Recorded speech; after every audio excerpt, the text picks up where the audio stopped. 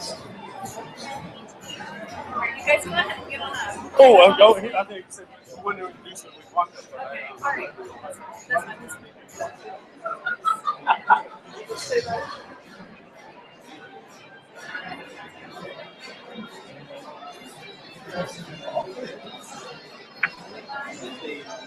All right, so I think we're gonna switch out your pack, yes, sir. just to make sure. We don't want anything to happen while you're up there.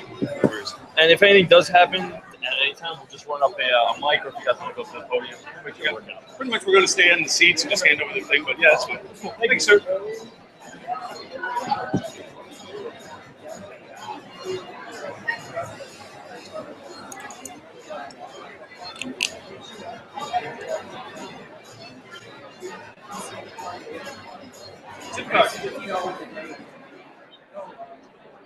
All right, if we can grab our seats back, get ready to take in some more information. That would be good. By the way, whoever left, well, never mind. Talk about it later. Continuing along the customer's journey, let's move into the on-property phase and learn how we can deliver extraordinary, highly personalized on-property experiences so that guests want to return again and again. Let me introduce the moderator.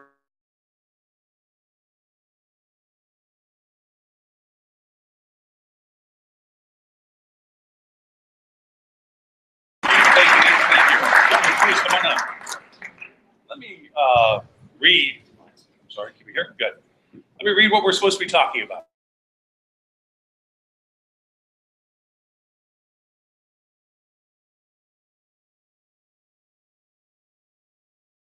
Service in order to communicate effectively with their connected guests. This is no better time than when the guest is on property to boost loyalty, stimulate favorable reviews, capture ancillary spending, and increase future direct bookings. Whoops, there's a microphone. I'm sorry if anybody didn't hear. And where were we? Yeah, learn how to be brands and pens and casinos are delivering extraordinary, highly personalized and property experiences so that their guests want to return again and again, driving revenue for today and tomorrow. That's the topic, and I have been joined by three very esteemed people just exactly for that purpose, and represent different facets of what we're going to talk to today about. This will be on for 2 hands. First off, what I'd like to ask is, for everybody that's kind of not sitting at a table, sit at the table, please. Come on in. Sit down. There's blank seats everywhere. Please, we want you to enjoy this conversation because we want the dialogue. Unlike anything that we've done so far today, and that is that we're going to go over and be asking questions of the audience, and of course we're wanting questions from the audience. So with the lights that are blocking them, please, please, please, everyone standing, come in. I don't care if you're a vendor or not, please make it down and sit at the table. This is a chance to go over and join the conversation. Nobody's moving, nobody's moving. Come on.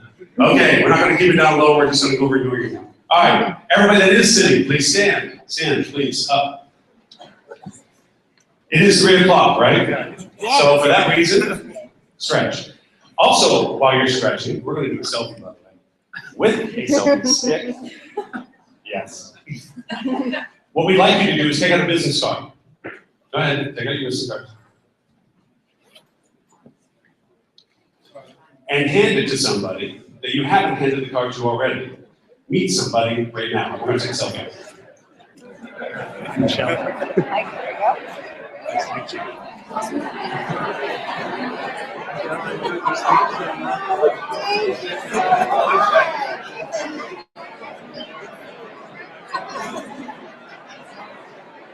Oh, I'm going to get mine too. Nice to meet you. Thank you. How you doing? Jay Mitchell, my father. Nice to meet you. Nice to meet you. Yeah, no, my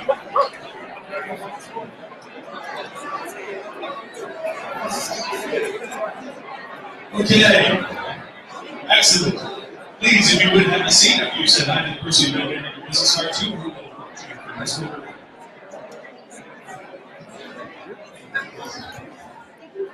So while the selfie stick. Anyway. All right. What I'd like to do is stop this recording thing. Send that away. And the topic is talking about our guests at the property. And with us today is representation of Grant, Independent, and New Grant. I guess is the best way to classify for this. Rather than go through the bios, you can read them in the book, so we don't have to worry with that particular component since I already read you the syllabus of today's conversation. I'd like to first introduce, whoops, where's the letter? David with Marriott.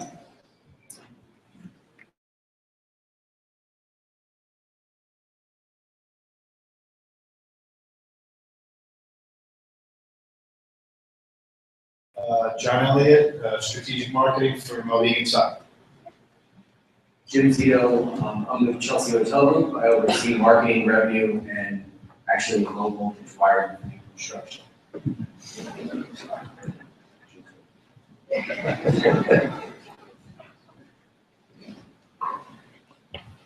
And the button is not working.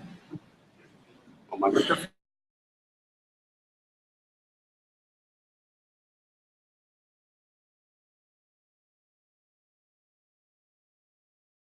Discussion around what it is that Marriott International sees as our strategy to engage our customer while they're staying on property, alleviate any pain points that we can via technology, and essentially build loyalty by doing so.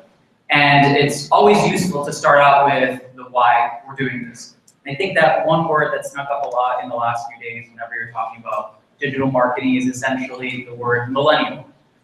We like to talk about millennials like we're in an African safari and they're this exotic species that's coming up on board all of a sudden, but they're here, there's one on stage, and essentially we are a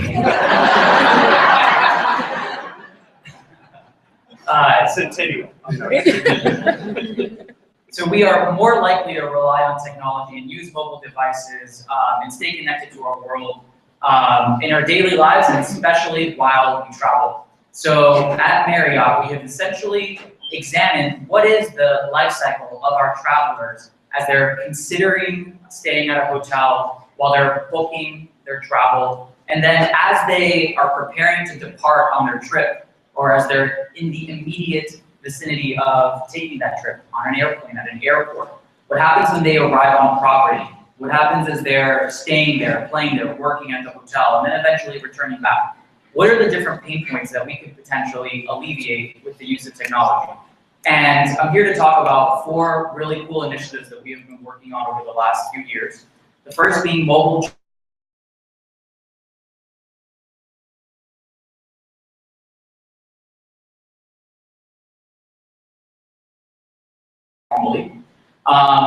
mobile requests, which I'll get to in a few moments, as well as mobile local perks that are things you experience on property. So mobile check-in and check-out. It's been mentioned a little bit during today's conference. We're essentially today live at 12 of our brands at over 4,000 hotels globally.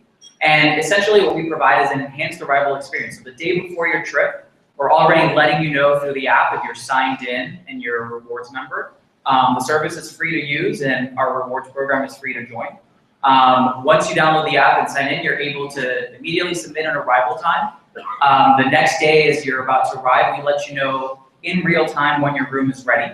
And then once you arrive on property, we offer an enhanced arrival experience. So since we know who you are when you're coming, we already have your credit card on file, we're basically able to immediately hand you your key and you're off to begin your stay in a much quicker fashion. Mobile requests. This is a pilot that we are embarking on at 15 Marriott hotels.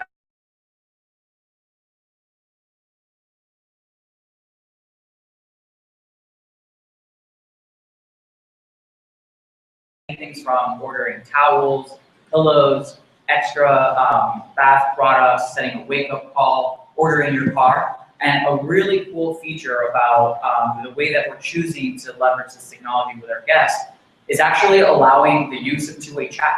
So as you're requesting things or need to know something while you're staying on property, you're able to immediately open up your app and in the middle of this conference, say for example, start an actual live conversation with one of our hosts on property that may be able to help you out without you actually having to leave right now and pick up the phone and go call someone. So essentially what we're treating this as is high touch, high service. So we're using technology to alleviate pain points, but we're also providing a high level of personalized service. None of these things are automated. They're actually involving real human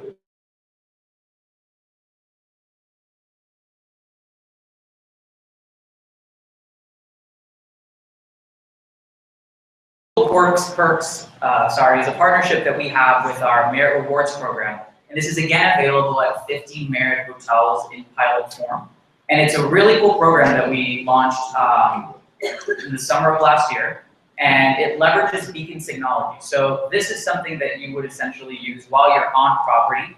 If you have our app and you have Bluetooth turned on, these beacons that we've placed in strategic locations around our hotel actually talk to your phone and leverage your location and send you relevant messages during your stay. I'll highlight. No, I just want to ask one question. Anybody familiar with iBeacons? Raise a hand as to who knows about iBeacons. Okay, and how many are actually using?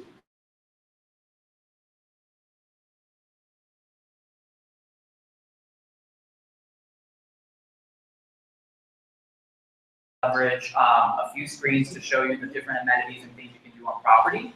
We're also leveraging beacons to communicate other venues and services that are available during a guest stay. So we're using iBeacons to, if you're walking by the pool bar, let you know that there may be a tequila happy hour by the pool. Might want to enjoy that later in the day. If you are walking by the gym, we might let you know that, hey, these are the gym hours. You might want to check this out while it's open. And so far, the program is proving to be very successful, and it's keeping our guests engaged. All of these services that I've mentioned try to alleviate different pain points during a guest journey, and are all building a better service experience while hopefully improving and increasing loyalty as guests have many choices of where they would like to stay. And these, we believe, forms of technology help guests choose Marriott over the competition.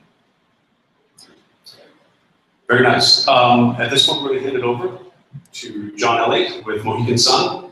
And please keep in mind that this is not a wait to present dialogue. As a matter of fact, I think we're being courteous by not interrupting too much right now. This is our predication to this was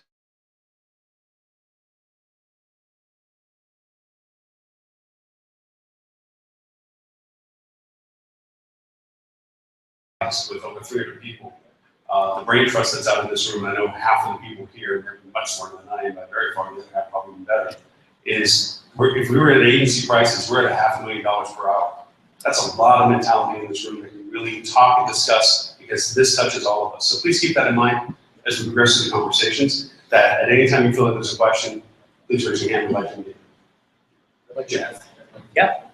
I'd like to ask a question of what you put together here, because being a small startup, it's sometimes we don't have the budgets when you're looking at this and you see the large chains are putting things together.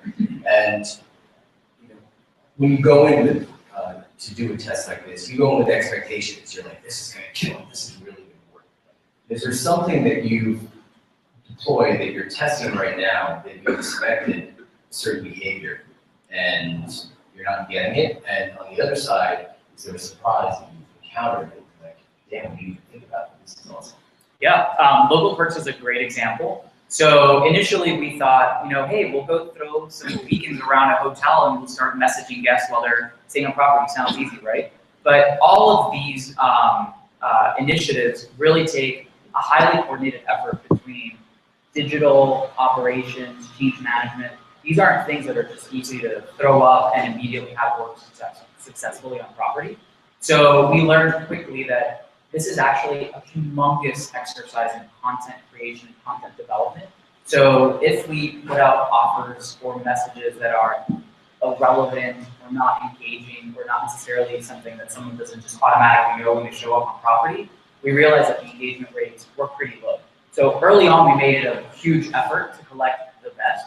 But at the same time, we learned, oh, wow, you really need to establish processes and guidelines to figure out which of these content is, or which of these pieces of content are going to perform better and likely to keep guests engaged. So just adding on to that, question I've had is how much involvement did it take as far as analytics process, and how many additional bodies you have to throw at it to get you from that open 3-month stage, open 6-month stage to 12 months and moving on. So actually, the team that manages this specific initiative of local perks is a pretty nimble, small team. The technology is pretty easily integrated into the app. It comes with a whole host of analytics built in, so we can quickly understand how many people are receiving push messages, how many people are walking by and not being triggered, are they engaging with the push message, and then more importantly, if it's an offer, if we're giving someone the ability to redeem something, are they actually then taking that offer and spending, I guess, their time with an ancillary product or service on property? I have a question. Is the local perks an opt-in option through an app, or is it being pushed out regardless on their phones? And have you had any pushback? So we have actually not had much pushback at all.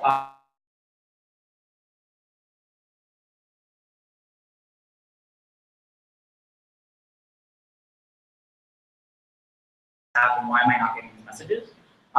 So the feedback is actually being very positive. But no, there's absolutely a preference center, and this is a highly personalized experience. So you opt in to receive all of these messages, and you decide when to stop. We actually looked at the same products. We're looking at it right now on the Beacon side. I do a lot of the same stuff he does, except wiring and that kind of stuff.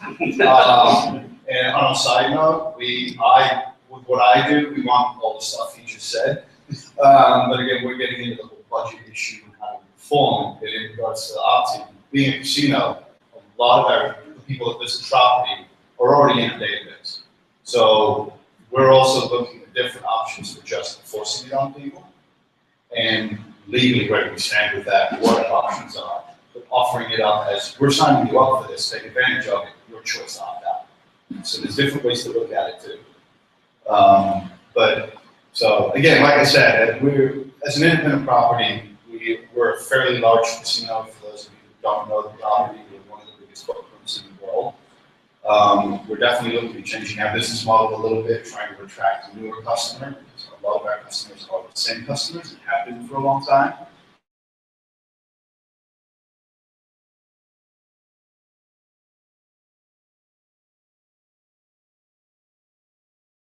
We're trying to figure out the best way to deal with it. I do have some slides, but really not bored with that kind of stuff, because it's just not as cool as this kind of stuff, and the topic is the engagement side of it. So when we're getting into trying to figure out what's the best way to attract new customers, and then B, once you got on property, getting them signed up for this type of technology so that we can improve. Our resort has so many features on property that there's so much we can offer. We run into a lot of mental challenges and frustrations because a lot of it is vendor-owned outlets as opposed to our own outlets. So we're also trying to work through the process of, we want to push this out.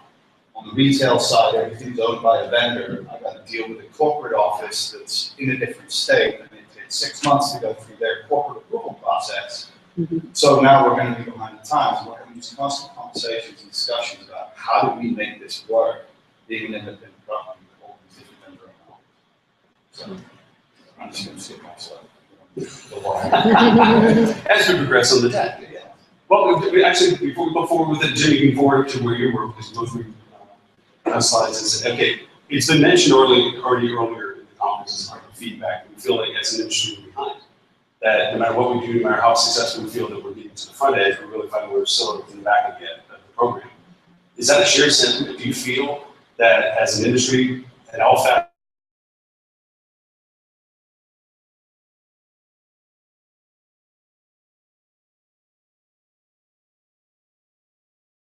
Personally, I think it depends on where the hotel is and what type of customer you have. For instance, these are the four hotels that we have presently right now that I can share with you.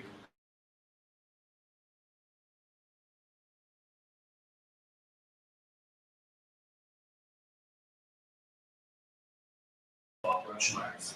On Buffalo Ground. It's only 19 rooms. My ADR is over $600. Over $100,000 food and beverage in one night on Saturday night. And it's a completely different environment where people do not want to be communicated to. electronically. So what we have to do is we're looking at our foundation, and we're building a brand, and we're building platforms. We actually have to know when to step back and say, okay, this is not the time for it. And it's not going to be the same at every single hotel. The people at Rushmeyer's are in their flip-flops, they don't have their phones, we just use keys. They don't want an electronic key because when they're surfing, wet keys get suntan, electronic keys get suntan lotion on them, and they get lost a lot easier than a metal key that I can wear around my neck.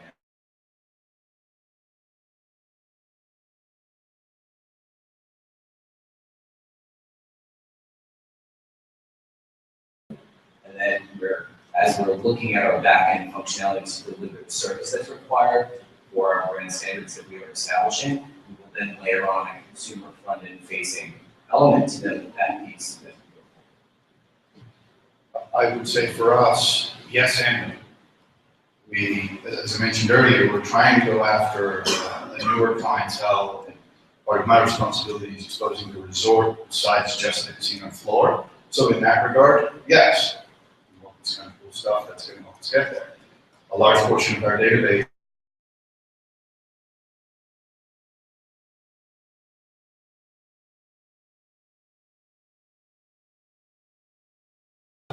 How do you talk to them? I mean, they're definitely they're focused and they're there for whatever purpose, whether it be an event or to gamble or whatever. How do you engage them if they're basically not using the very existence that you're as a media? So one of the stats I had in my presentation was we send out 5 million emails a month to our database. 4 or 5 years ago, that was all mail. So now we're looking at transitioning into getting rid of mail completely, which can't do for certain demographics. We have customers that don't have mail. And moving more towards text messaging and push notifications and these different avenues. But you still have to remember who your core database is, and also the additional database that you're trying to, additional clientele that you're trying to go after. So depending on what you're doing, we're now working in 3 or 4 different mediums. You can't just sell it into one level. So it really depends on looking at what we're dealing with. Yeah, I mean, I would say that at the pace at which digital moves nowadays, we're always going to feel like we're playing catch up. No one's going to feel like we're truly ahead of it all the time. But what I would say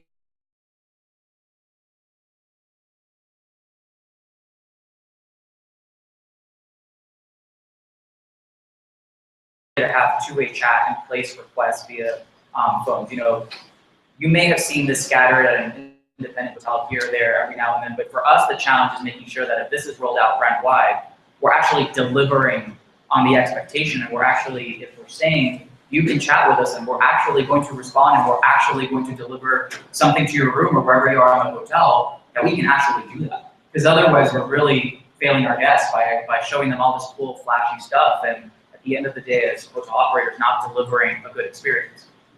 Quick question, just so we know who we're speaking with. How many are brand related in the audience? Working with or have brands? A little higher.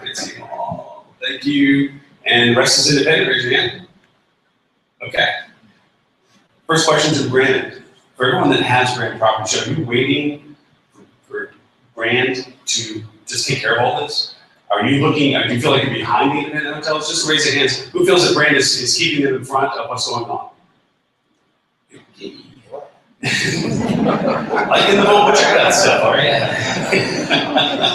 Remember, all brands, not just Marriott, okay? Independent hotels, do you think this is an advantage point for you? Do you feel that your nimbleness and ability to centralize just for your specific properties, this type of technology that you have as you say, nimble way of getting around it? How many people feel that as an independent they're doing some pretty good damage against their brands? Okay, a few. Better than what we had. Okay. I'm going to ask the question of the independent people. What do you need? You've heard amazing usage. You've heard about amazing, challenging ways of having to address the technology. What are some things you're needing from the engagement? A lot of people think the work is done when people show up at your door, right? Hey, we got the business. They're at my door. They bought whatever it was I was selling, whatever grade I was offering. What are some things you need? Money. Yay, money. Okay, taking away that one. Platforms and so forth. I mean, obviously this costs money for what we're doing, and in a scalable way. I mean, you have to move a mountain, so there's no offense to processing. You got to make sure everything gets brought along for everybody. So it's great to scale, for example, but methodology, to your point, it has to go to market working, and the engagement has to be there. You're looking at it from a different scalability. You're having to translate the demographics. You're looking for usability that can and can't be done. So what are you all looking for? What do you need? I mean, do you need platforms for usage? Do you need to understand the metrics? What are some things you're looking for? Well, I was excited to hear what Jim was saying. I'm a front desk manager for a collection of small luxury properties. We have 27 guest rooms. We don't have cell service where we are. Being disconnected is part of the product that we're selling. And so I'm curious to see how, and even if we want to be that connected with our guests on a digital media while they're checked in with us. I'll say it depends on the guest. I used that example of Rushmeyer's, and while they're staying with us,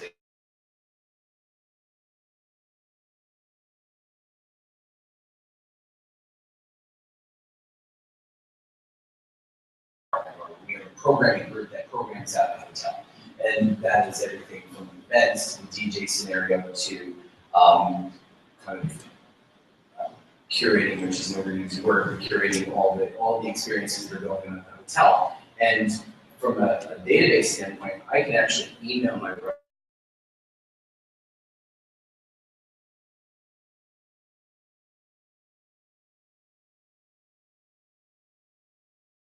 my opt-in is exceptionally high. At our McCarran property as well, it's almost like two different hotels. In the winter, it's more of a business. Brooklyn is kind of an emerging market in the Williamsburg section. But we have the largest saltwater pool in New York City.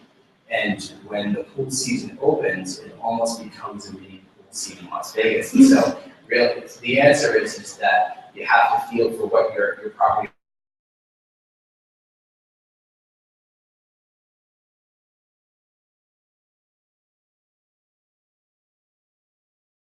for what they're interested in, especially if you are combining in conjunction with some kind of programming, because they've already self-selected by identifying themselves and saying, hey, I am interested in burger night, we're all talking on Tuesday. I was going to answer Lauren's question. You know, as independent hotels, I need something that's affordable. I often get proposed, oh, you can have this app and it's going to help you give out all these special offers. But as you said, if you are having outside operators running the cocktails on the roof, somebody else running the spa, it doesn't really do anything for you. Why should that be our investment? We would like, of course, to have somebody be able to, from their phone or iPad in the room, be able to send us a message if that's what's easy for them. But it has to be affordable for us, and it also cannot take away from the connection that we have with the guest, which is the basis of the experience. And on top of that, I also don't want to take away from the front desk's income. Because, you know, in order to have high-level employees, you have to respect that that's part of their compensation. It could be the tips or whatever that they get when they're personally taking care of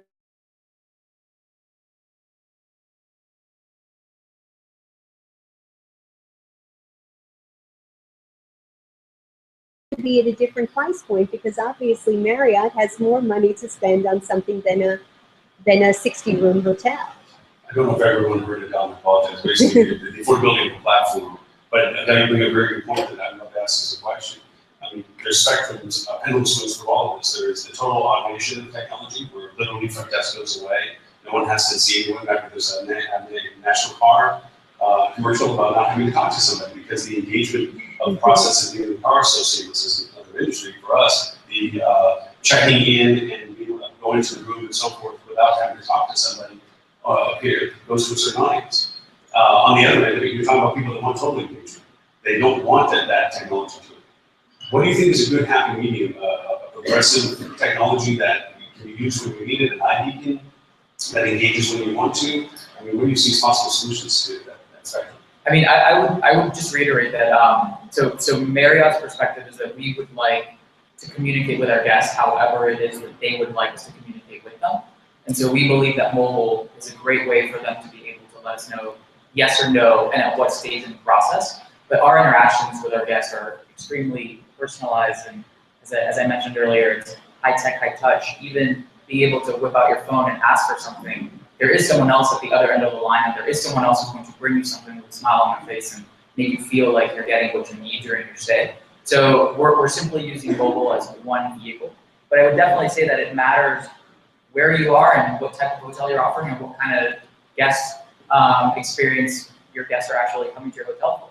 So yes, if you are Rushmeyer's out, you know, maybe you just want Wi-Fi from the hotel and the ability to know that it's there, and you don't really want to be bothered with other types of messages. But I would say that most guests in today's connected world do want to be communicated with to, and do want to have a conversation with almost everything they interact with. It's just about the right content and not necessarily stuff that they don't care about.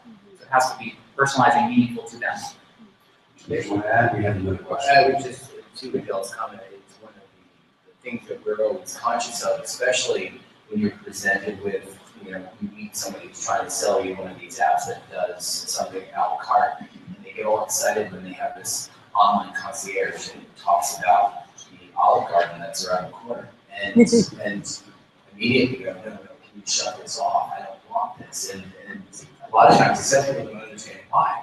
They're like, oh, this is fantastic, the guests love it. I'm like, not my guests, and I want them to engage with my concierge or get that specialist because I'm going to share with them something that perhaps you're not going to have access to.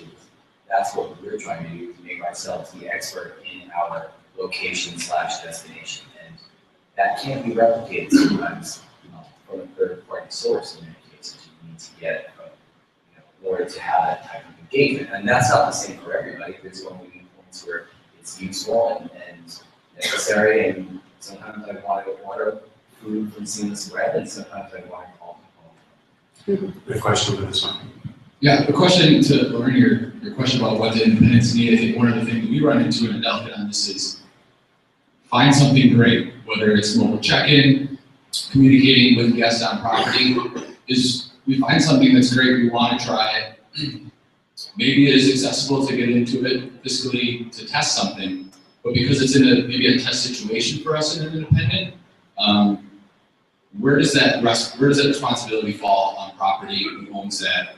Without necessarily creating a new position. I feel like maybe David, you could speak to it a little bit from rolling on a larger scale, and then from the casino maybe the smaller side, but on a rolling out a program like that is something that we've struggled with in the past, simply because we want to prove that it works, and then we get full buy-in to roll it across multiple independents, and having, hiring somebody to do maybe one task is difficult, rather than having somebody share that responsibility, but then sacrificing some of their other duties because of this added responsibility.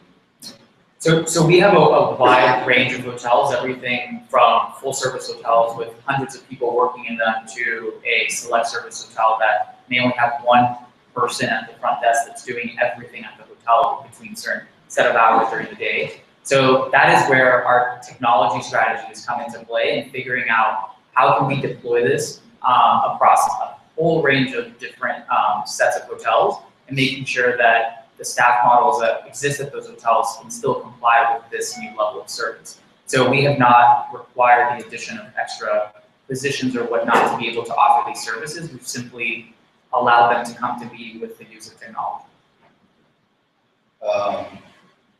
It's an interesting proposition, and I understand where you're coming from. Obviously, I have slightly more staff. I run the reservations department, I run the revenue management department, I run the leisure sales department, and the corporate sales department, along with a couple of other on-the-floor operations. So, from a cost standpoint, I specifically look for organizations or companies or up-and-coming technology standpoint that will everything on a commission basis. Because, like you, I don't control the purse strings. And I hate having walked into my senior executive office and saying, yeah, for $50,000 we can do this. And he's just like, yeah, okay, move on. But if I can do everything on the 10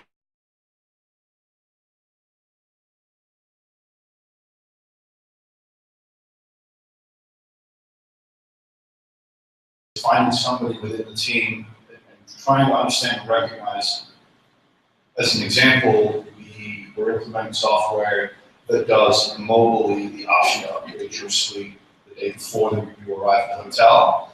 I'm finding somebody in my department who's younger and more savvy and a little bit more aware of what goes on with a mobile phone and that kind of technology, because I can reduce the number of phone calls to the call center, so I can repurpose labor. If I can repurpose enough, then I can find more creative ways to introduce technology to those people who will use it, which will add on more customer benefits to me on the back end, trying to get away from more of an antiquated call center where it's just answering the phone. It's not easy, but it can be done. Unfortunately, we don't have a before you just speak loud enough, I can over your head.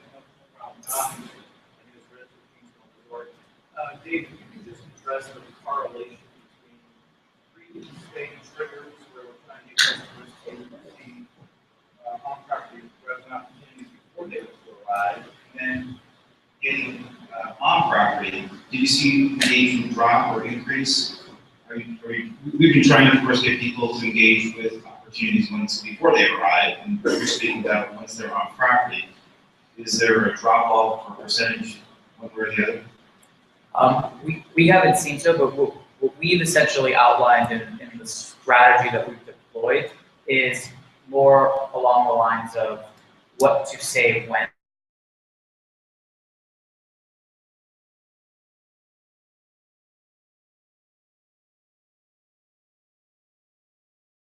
Points, we are sending you the most appropriate message for that component of your stay. But we are experimenting with, for example, some of these extra revenue drivers for ancillary products on property, the ability to send those before your stay.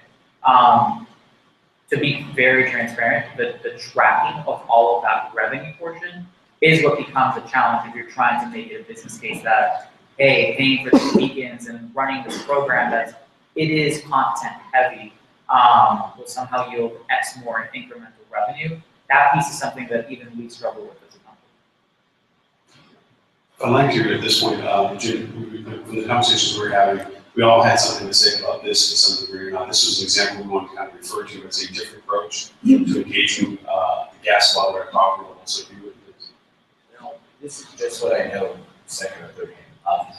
So, gaming actually, I think, has always done a great job. They've always been ahead of the curve of traditional hotels, I think, of tracking the coin in or the spend, the feel of what you do in a casino. And I know that a lot of times when, as hoteliers or non-gaming hotel companies, we always have this desire to offer ancillary services, and then it comes down to tracking, right? We say, well, as long as they charge it to their room.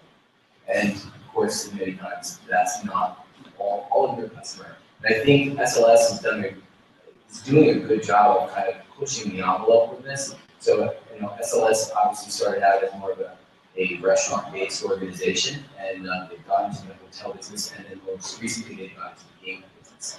And I think my understanding is this is their loyalty program or recognition program that not only tracks their gaming spend, but it's actually also looking at their food and beverage spend. They've done some good work, from what I understand, with integrating with things like open table, so they've been finally able to make that, get not necessarily within 100%, but at least get beyond that and have to charge to actually make those searches. But again, just to follow up on that, from a gaming standpoint, yeah, in fact, it's a rewards card, you get bonus on it and all the rest of it. For those of you who gamble, you know that. For those of you who don't gamble, you want to learn, get the rewards card. But it's just to follow up to that point, right? It's a big issue in most casinos, even big powerhouses in Vegas, is trying to convince people, how do you keep track of the ancillary spend? Because that then in turn leads you to the messaging that you're then sending out through the mobile platforms in order to try and entice more spend. A lot of people come to our casino for conventions or for events. They don't see the whole property. They don't know what's there. So we're really trying to figure out the best way to implement something like this with the ID so that you can get people going in the right direction to their right restaurant. You go to some of the places in Vegas or some of the other big casinos, we walk through there and walk past half the stuff. We're looking for notice because it's golf and all the casino. So trying to get people trying to find ways to track all of that spend gives you that much more data on what spending habits are that you can then implement into more platforms to try and get more spend and more business. So, And I'll just add really quick, as we were mentioning earlier, there's obviously a big component to tracking ancillary revenue and figuring out if these capabilities actually boost spending on property. But at the end of the day, the reason we're really doing this is to build loyalty. And if it's reducing friction, whether or not it's net neutral or whether or not we can discover that it actually boosts ancillary spending, if it keeps the guests coming back and it keeps them loyal to our hotels, it's probably the right strategic approach in the long run. I just want to bring this up. I'm not sure if everyone's familiar with the SLS program really in context. It's the idea of creating a heightened relationship. And for anybody that knows me, I've been ranting about data for a while and the value that it represents for you to isolate out your market and to be able to identify people to market to. But this doesn't answer the questions for a lot of the limited services properties for brands, the smaller places that are located between point A and point B, that don't have this fantastic notoriety. It's easy to think that, from a casino's point of view or super demanded location or full flag or resort driven area, that these programs work. What I'd like to ask now is for the limited services properties, the properties that are on the side of the road for location for a reason. These things do work too, but in different contexts. I think the best example from our discussions was, Jim, you're talking about the fact that when you're talking about engaging guests at the property, it's not so much about the hotel's value proposition as it is the hotel's location value proposition, making sure that everything around the hotel is communicated to the guests. And you had some good examples about that. I was just saying that when we were reading the description of the panel discussion today and talked about keeping them in the hotel and keeping them in the area, and for our guests, especially some of the emerging markets like Brooklyn, the reason that they're actually staying with us is because of where it is, and they really don't want to be necessarily in a hotel the entire time. So that's where I go back to when to engage, at least from a technology standpoint, and utilizing, making yourself the expert where you are. I gave more an example. I know that I won't name names, but there's a hotel that recently opened up in London that too much fanfare, probably more fanfare than any hotel in London has opened up in the last 10 years. No one can get a reservation, no one can get a room unless you actually know somebody. And my CEO stayed there recently and came back through the pad on my desk. And this is the technology that was in the room that said, dial 0 for everything. It was handwritten note. It was a handwritten note on the pad, dial 0 for everything. And so they knew their market, small and intimate, and they knew how they were going to approach technology. And obviously in this case, the phone was as far as they were willing to go. Just make sure we're down to 3 minutes, 2 minutes, where we look at 2 minutes. Okay. Very quickly, there's way more slides than we ever got to, and some of them we just skipped over on purpose. The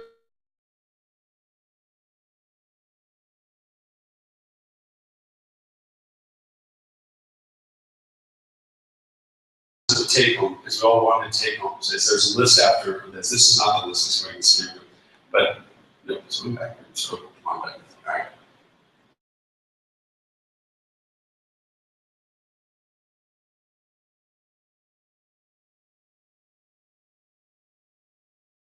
So that you would have a place to put a stick in the sand and say, this is where I'd like to start. If I want to geofence something, if I want to go over and engage my guests via browsers and so forth, all these links go to very productive tools and methods. It's part of the deck you'll get when you get the download for it, but for the last 2 minutes, I'd love to go over and get, I think we go decide what's the thing that you learned out of all the processes we talked about is the thing you would like to most convey from your perspective. We'll start with you. Sure.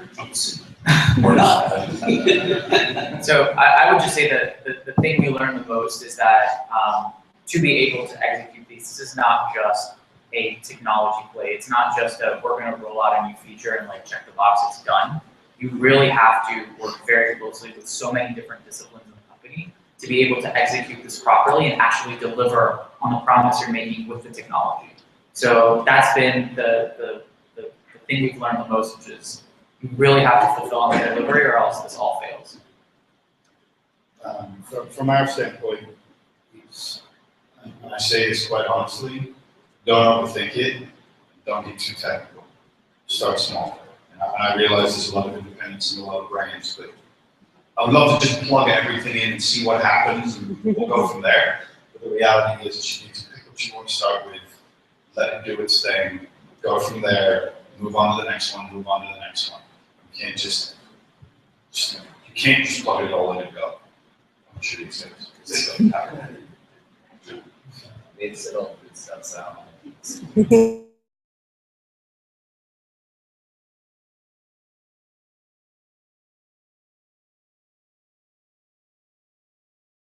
Of all that, we talked about some methodologies and platforms that are used by the properties to engage the guests at the time, when in fact they're the same thing. There is no segmentation to our guest experience for the guests. They seamlessly look at finding us, experiencing us, and then we're about to talk about what that means after they leave us. So I thank everyone for their questions. I sincerely thank the panel for all of their input, and we appreciate your time being able to talk about this today.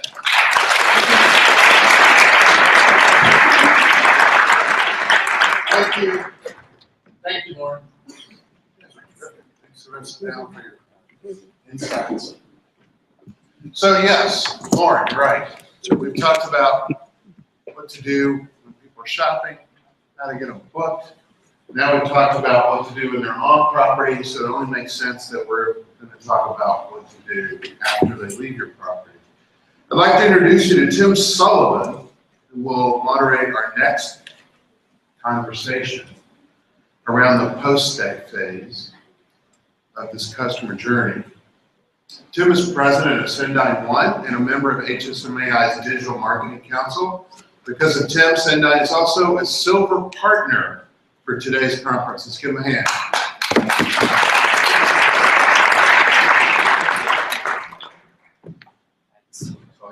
Thank you. You guys hear me okay? So just real quickly, yeah, Sendine One is a cloud-based software and services.